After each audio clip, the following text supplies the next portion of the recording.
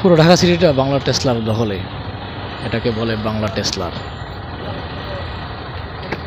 পুরো শহর জুড়ে এই অটোরিকশা যন্ত্রণায় মানুষ অতিষ্ঠ।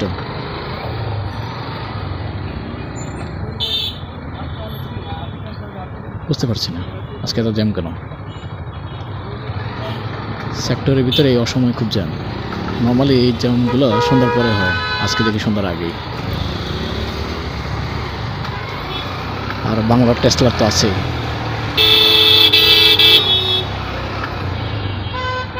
তাদের দখলে পুরো শহর। ঢাকা শহরে যেখানে যাবেন এই বাংলা টেসলার আছে। তাদের নামটা সুন্দর হয়েছে, ইলন মাস্কের টেসলার গাড়ির সাথে এদের সাথে তুলনা করছে।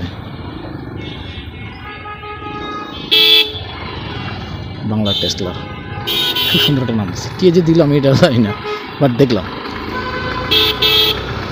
দেখেন রাস্তার অর্ধেকটা প্রাইভেটের দখলে থাকলে অর্ধেকটা বাংলা টেসলার দখলে। আর অটোরিকশা যন্ত্রণা।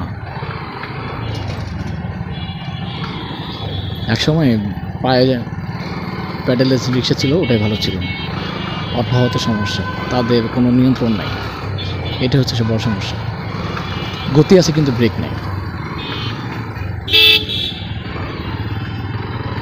হ্যাঁ, পুরো রাস্তায় তাদের, দেখেন পুরো রাস্তা তাদের।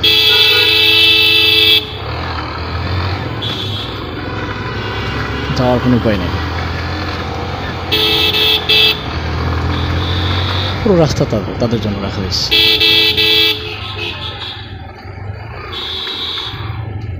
কি বলবো আসলে, এগুলা দেখার দরকার না। আরও অটোরিকশার অনুমতি দেয়, শুনলাম এটা নাকি বেআইনি, আবার অনুমতিও পায় কীভাবে। পুরো রাস্তার মাঝখানে।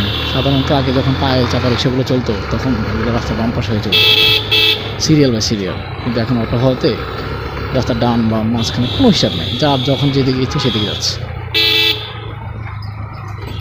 এগুলোকে মুখোমুখি করে আমাদের দিনগুলো পার করতে হয় অবশ্য। আর অ্যাক্সিডেন্টও হচ্ছে এই অটোর কারণে। ওকে, আবার কথা হচ্ছে, দেখি।